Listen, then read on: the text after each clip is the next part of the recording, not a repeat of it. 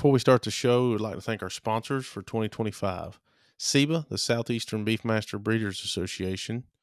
Jones Beefmasters, Mr. Clark Jones of Savannah, Tennessee. Valor Cattle Company with Jordan Taylor in Hahira, Georgia. Rockin' RB Cattle Company, Crosby, Texas. Beef, the Beefmaster Education Endowment Fund. Our host, JCS Farms Beefmasters, Jared Strickland, Savannah, Tennessee. Emmons Ranch Beefmasters, Fairfield, Texas. Cottage Farms Beefmasters, Jackson, Tennessee. Lissy's Beefmasters, Stockdale, Texas. C&M Ranches, Kershaw, South Carolina. Our other host, G&M Cattle Company, Josh Morrison, Taylorsville, North Carolina. And Sea Shepherd Beefmasters, McAllen, Texas. Thank you for all your support. We couldn't do it without you. Welcome to Beefmaster Banner. We're your hosts, Josh Morrison, Jared Strickland. How's it going, Jared? Man, it's going good. It was 70 degrees today. That must be nice. It was nice. I'm just going to tell you, spring fever's creeping in. Uh, which today's the 2nd of February, so Groundhog Day. But he says it's going to be 6 more weeks of winter, I think. Yeah, somebody needs to smack him in the head or something. But it sure didn't feel like it today. And actually, looking at the whole week, it's going to be pretty warm. So, Well, today it was in the 40s here about all day. But I think we're gonna get a little taste of that finally starting tomorrow. So this yeah, week should be nice. it's got to be on its way because, It's actually really good weaning time. yeah, as long as it don't break down. Yeah, as long as it don't just break bad on us I all of was a sudden. watching one little deal that said it may be warm for a couple weeks and get cold again. But you know how it is. It's February. We got a long Oh way to yeah, go for spring. yeah. But Well, it's nice. It's according to the nice. groundhog, 6 weeks. Yep, that's right. So, but no, it's we're I think we're both kind of struggling tonight. I've had a late night last night driving home from a weekend getaway, and you've been busy in your own right over there. Yeah, just trying to get prepped up. Going down for the BBU uh board meeting and NCBA trade show down there in San Antonio. So trying to sneak this one in before we both have to leave. And so Oh, it's oh yeah. all you know how it is. It's always hard to get everything ready to go before you gotta get going Well, for a few days. we'll give them a behind the scenes. There's times that we're doing this on Thursday night before it comes out on Friday, and there's times we're like a month ahead. You just never know. You just Yeah. never know. Well, we're a week, well, not quite a week, but several days ahead this time, just because we have to. But Hopefully we can stay that way. It's kind of nice to be able to kind of coast and not have to be pulled in 100 different directions. But it's getting the time of year where we're all just busy. Everybody's busy, and it just yeah, yeah. But it's enjoyable. We keep doing it, and we'll keep finding time to get them done. So ain't no problem there. But we posted a comment. Our social media manager posted a comment the other day wanting to know. We were wanting to know what folks were wanting to hear. They had a really good um list of comments there. There was a lot of people that interacted there. We appreciate it because that's what keeps us going, and that's what helps us figure everything out and see what Man, y'all we want to like listen to. And it helps knowing what y'all want to listen to. so always keep those comments coming. Just you can message us, you can one of us directly, you can comment. But since on the last episode we talked about a donor cow, there was a couple comments in the comment section wanting us to discuss the difference in a herd sire and a semen sire.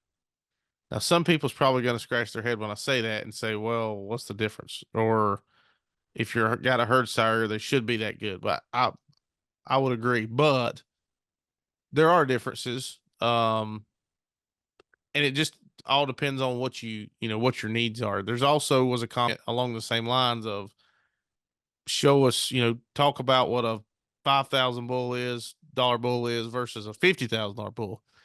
Now, again, this is strictly our opinions. There's really no right answer. It's whatever works for you. We talked about that a little bit before the show. It's just all depending on what you like. But, when I hear herd sire, I think about a commercial cowman that's just got, whether he's got one bull or he's got 20 bulls, um, you know, just servicing cows. He's not interested in selling semen. He's not interested in collecting. He does want a good bull, but he's probably not even truthfully as strict as others on a bull. That's what I think when I think herd sire versus semen sire. Yeah, obviously that's the your herd sires you bull that you're using, or bull battery of bulls that you're using for your herd. Um, I think the step before that, we might want to determine what a herd sire is first, right? I think so. There's sometimes, there's herd sires out there. There's a whole wide realm of herd sires. I think the Semen Sire definitely narrows it down. Um, the herd sire could be something that what we call, some people may use as what I call cow fresheners. He's just a bull. He can get cows bred.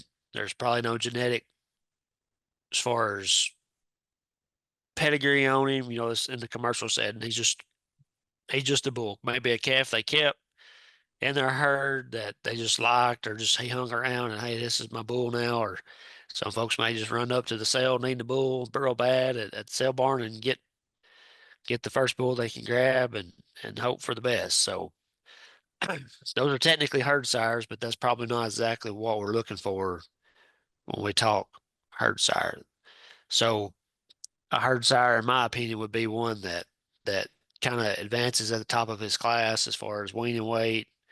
Uh, he has a birth weight that's in your range that you're looking for, whether it be a low birth weight looking for heifers, or if you're looking for more of a terminal bull on cows, you need to be looking into that too. So you need that whole array of EPDs that fits your model, and then obviously a structurally correct bull with a lot of markability there. Uh, Yeah, so, absolutely. I mean, that's to me, that's what and we start talking about some things too as far as semen sire, but you know, we don't need to be using stuff that should be a steer for herd sires. Uh, I was getting ready I to have th my hot take. Yeah, that would be some. I mean, and everybody has a difference. They're on a different, what I would say, level.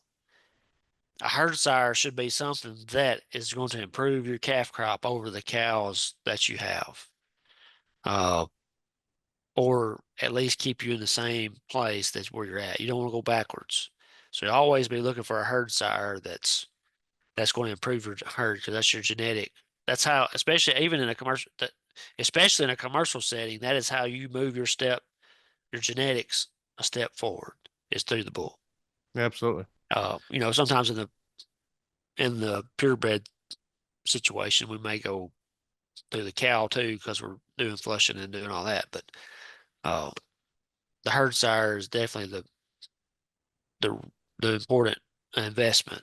Uh, Because he's going to service all your cows. A donor's going to, a donor cow is just one. Now she can make many, but your herd sire is what's going to service all your cows. So he's going to be in every single calf that comes out of it. that half of the pedigree is and genetic evaluation is on him. Now, my hot take for the night I'm just going to go ahead and get stoned thrown at me. I'm going to go ahead and say it because you said it, sort of, but not every bull should be a bull. Be a herd sire. That's 100% correct.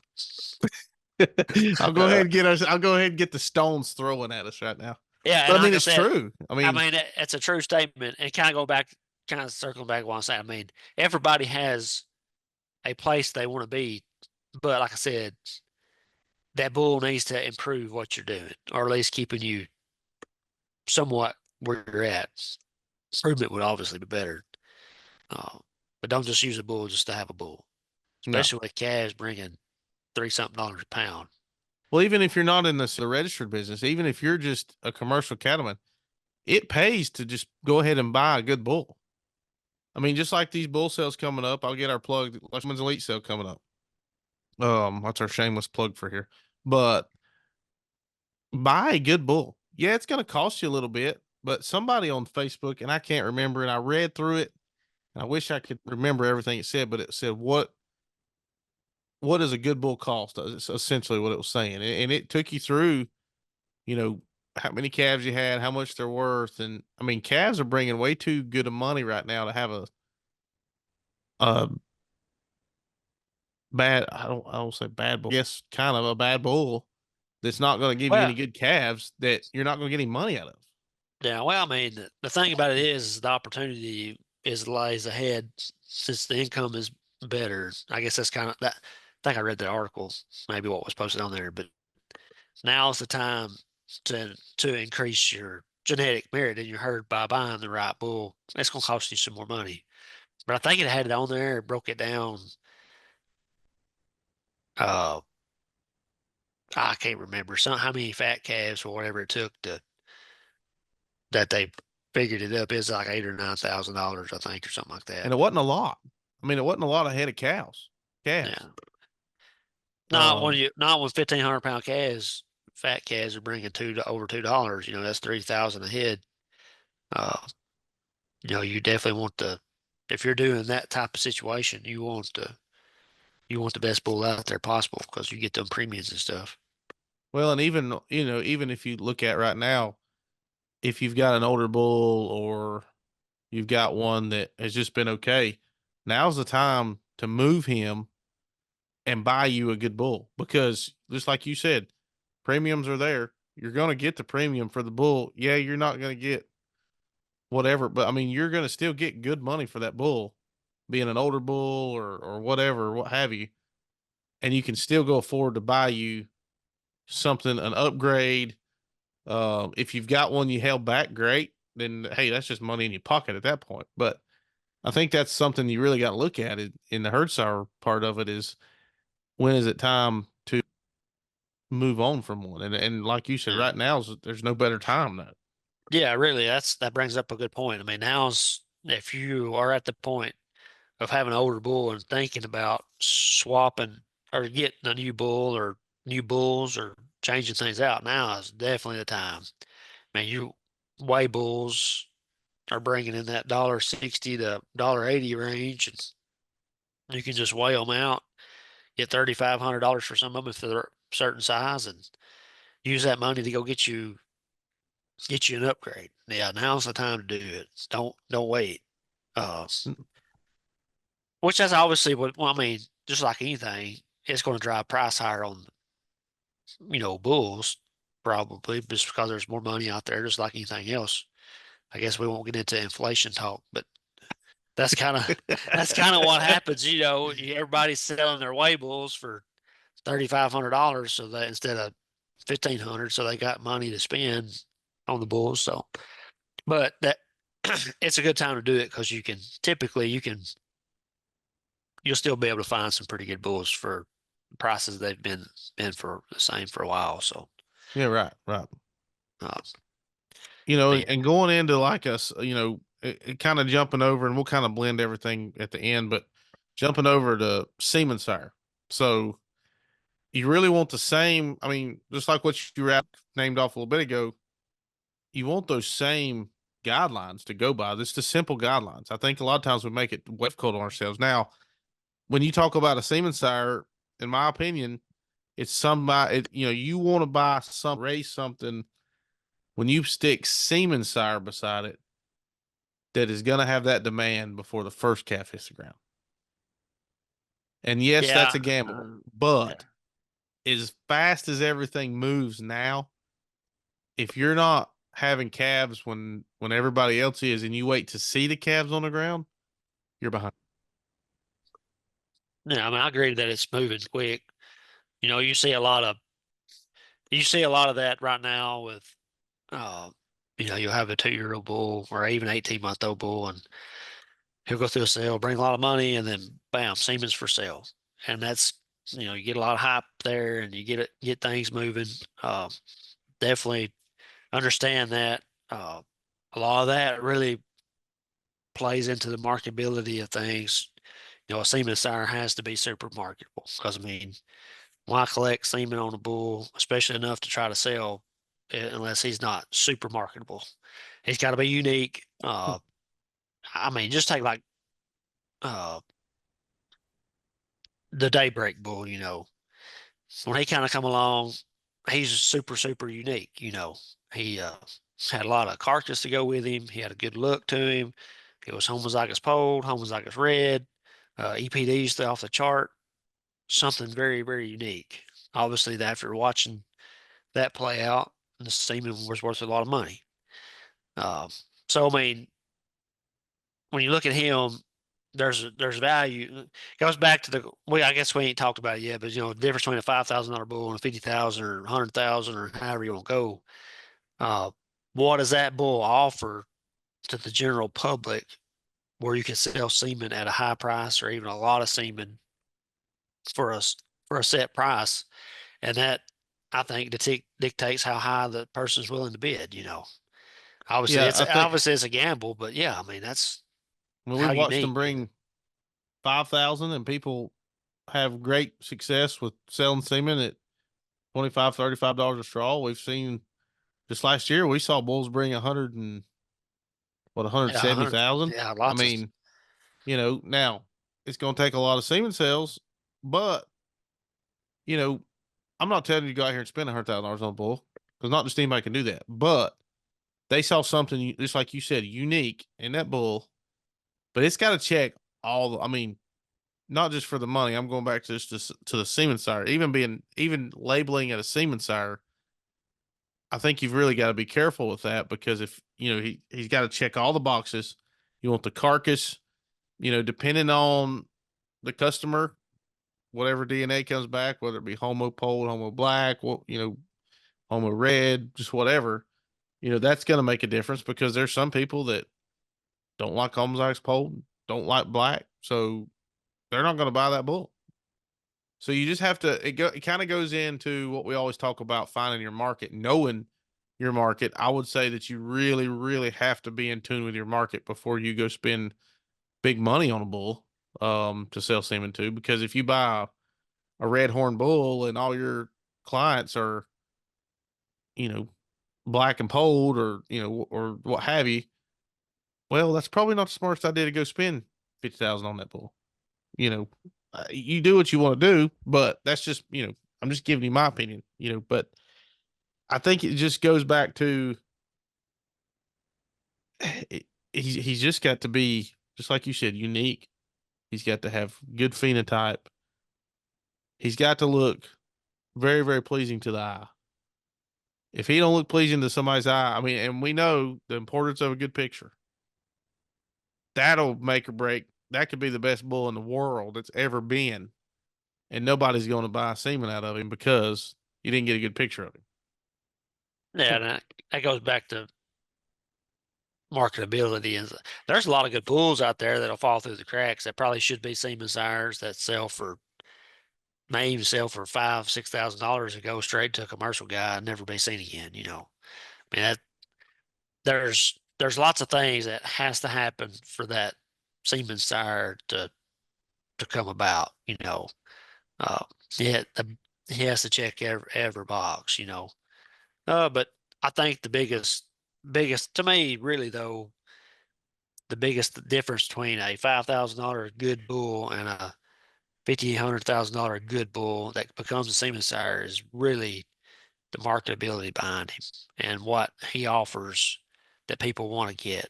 Um, like I said, there's lots of good bulls out there that probably need to be Semen Sires, but they're not because they may not have some marketability traits that people want, but they're there and they do a good job. So I mean that's something I think about. And also another difference between a $5,000 bull and a $50,000 bull is they sell at auction. Two people decided they wanted to spend a lot of money. I mean, That's exactly right. that's the case. I mean, you got for that to happen, there has to be at least two players that are hooked in. But that's all there has to be. That's it. It could Yeah. be two. It could be the bull that brings $7,500 may have 15 people wanting to bid on them, but the one that brings 100,000 may only had two, and they wanted them really bad. And So I they mean, hammered on him the whole time. yeah. So I mean, that's all it takes is two. But you got to have them. I mean, so it, but that's that again. The reason they bring that much money is two people think that and value those bulls at that high price level because of what they think they can do for their herd or maybe other people's herds. So that's where that comes from, I think. Yeah, no, I And agree. you don't see it, you don't see it all the time. I mean, that's why it's always fun to see something like that happens. It's fun to watch it. You just when something like that happens and it hits those big numbers, I start sitting on my hands and looking away. I don't want them to even. I don't even want them to think that I'm bidding on something right now. Yeah. Because So, I don't want them to go. Hey, yeah, no, not me. And it's not that I just wouldn't. I mean, just can't. It's and you got to watch too. Sometimes when you see a bull bring 50, 75, 100,000, it's not all the time. But sometimes you look at it and it's a part. It ends up being like a partnership deal between three.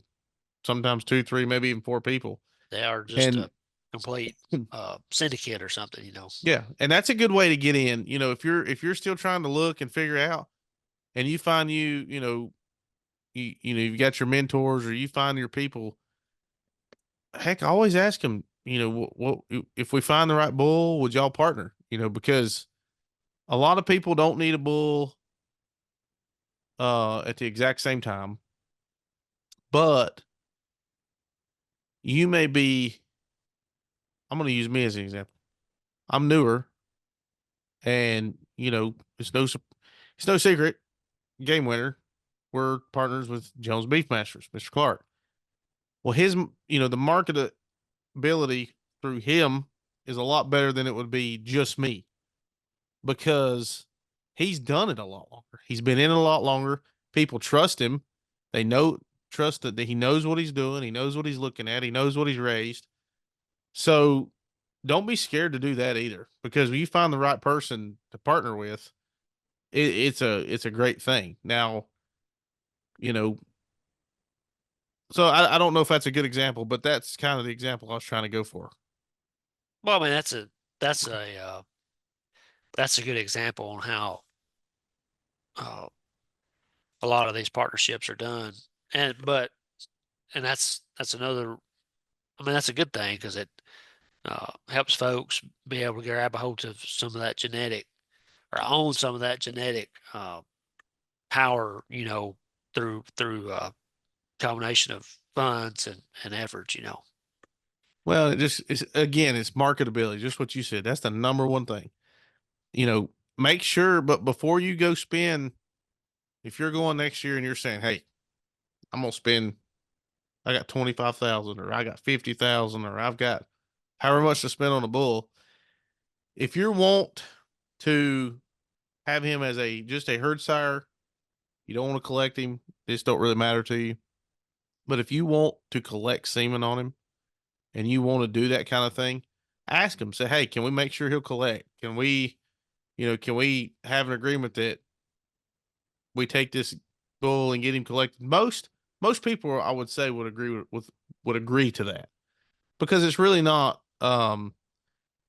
just because he may not collect, that doesn't mean you don't need him, and that doesn't mean that he's not worth money. But if that's what your goal is to sell frozen semen, then you really need to know that before you get into it. Yeah, that's kind of another good point. A herd sire versus a semen sire. Well, the semen sire can collect the free semen and use it. Yeah, yeah, There's plenty of bulls out there that can't. So I mean, that's another thing you got to look at. I mean, I know that's kind of silly to think about as far as finding the difference, but yeah, that's a big reality. difference. You could get a bull and he could be the best in the world, but he may not free semen. So Yeah. that's out there.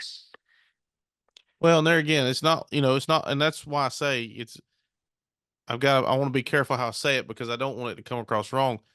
Just because you find the bull that you need for your cows, just because if he doesn't freeze, let's just say, he's not worthless. If he'll go out there and he's fertile and he'll breed, there's nothing wrong with that bull. Use him. The only point I'm getting across here is if you are wanting to freeze and sell semen. I want to make sure I make that clear. that would be something that I would want to put in an agreement or have a verbal agreement with the person. Just explain what you're trying to do with them. Say, hey, I think I want to try to sell semen on this bull, but I need to know if he'll freeze. That's all I'm saying. There's no, just because one won't freeze don't mean he's worthless. Well, that's true, but that is, yeah, that's definitely something to think about. If that's what's on your mind, you may want to have it checked first, because that's a hurdle you have to have. Another simple hurdle we think about, they got to have 100K DNA parent verification also, if you're Yes. going to sell semen. So And most, I mean, I think most, well, I better not say that because I don't know. I mean, you're going to get a lot of DNA at this point. And if somebody thinks they're putting him in a cell and they think he's going to be that kind of money or that kind of bull, a lot of times they may already have that done. So that's something else, like you said, just you can just go as easy as going on Digital Beef and finding that out. yeah, but just to point out, there there's a difference between DNA and parent verified. That means both parents have to have the DNA as well. Yes. Just to make sure to point out, it has to be parent verification DNA. Yes. Uh, Yes. Yes. Yes. so, which And if is not, that's a good thing. and a lot, most now I would say have it. But I always ask. I mean, it's another question to ask. Say, hey, can this calf parent verify? If they can't, ask them if they can get the DNA off the cow, off the bull. If the bulls or the cow's dead and gone, that may be a different story. And I don't even know what gets into it at that point. But I always ask because there's always ways around things, and there's always ways to work through things if it's the right one for you. Yeah, and that's kind of moving along a little bit more of a traditional way of a semen sire. Seeing lots of progeny out of a bull that like, hey man, this bull's really doing good, and hitting home runs, and say if he hasn't been collected, then that'd be a good time to collect him and do that. There's you see some of that come along, uh, too, and that's probably the most traditional way. It probably should be done that way, is see calves and see how good they are and all that before we start using semen on bulls. But times are, or we're always in a hurry, so most of the time it's a young bull and boom, here we go. But uh, typically the ones that stay and sell a lot of semen are the ones that will end up being the better bulls because the calves are good. People buy more semen, obviously. So, Yeah, that's right. That's right. no, We're cattle people. We don't have patience. no, we're always in a hurry. Nobody has patience in this business. I know I don't. Yeah. I don't for sure. But I mean, I thought this was a good episode to kind of follow up the donor program on, just because it kind of gives you both insights kind of right back to back. So that's why we decided to do it. And thankfully, it was one of the comments we had anyway. So, but I mean, give us your opinions. If there's something we said that you don't like, give us your opinion about it. We sure like to hear it because there may be something there that we didn't, we didn't think about or we didn't mention, or something that's just completely opposite of what we think, and that's okay too. Oh yeah, yeah. I definitely like to keep. I guess we're going to answer several, or not answer, but talk about some of the comments on there too going forward as well. So Yeah, I saw absolutely. one. I saw one on there about grass production. So I was thinking, man, it's the extension instincts are coming out on that one. So I Yeah, better talk about that. well, I saw that one and I'm like, that'd be a Jared. I'm gonna sit here and just nod. Yep, that'd Yeah. be good. That'd be good. There's some good ones on But there though. no, there's some really good comments, and we intend on hitting them all. And seeing how it goes, and always comment, always message us. We'll feel free to disagree with us. It's okay. But excuse me, that's what this platform's for, and we're gonna keep going. But I think you've got a paper to write tonight, and Yeah, I'm in my last semester of my master's here, and I haven't put it off. It's just time you've has put got it away off. from me. You've put it Yeah, off. yeah, that's that's what it It's is. okay. I'll put stuff off too. Oh me, so I gotta Got to get on that too. So yeah, we're just gonna wrap it up, I guess. But Yeah, we'll wrap it up. And I'm not going down to the meetings, but I'm gonna try to watch them online. Um, but that's great information. I love that BBU is doing that live stream, so you can watch it now or listen to it. And we'll talk about some of that hopefully coming up here real soon. We get Dr. Bauer on here, and we've got our board member on here, so we just need to get them on here, and we'll talk about the happenings and what's going on there too. But yeah, should be lots of good updates coming our way. yeah, yeah. Hope everybody's enjoying their winter though. I know I'm ready for spring, so I'm counting down. But we hope you all have a great night, and we'll see everybody on the next episode. See ya. Well, we want to thank everybody for listening to the Beefmaster Banner podcast. Please know that we are on Apple Podcast, Spotify, and we are on YouTube. Just search Beefmaster Banner. Please like, share, comment, and subscribe. We love hearing from you, and we'll see you on the next episode. Thank you.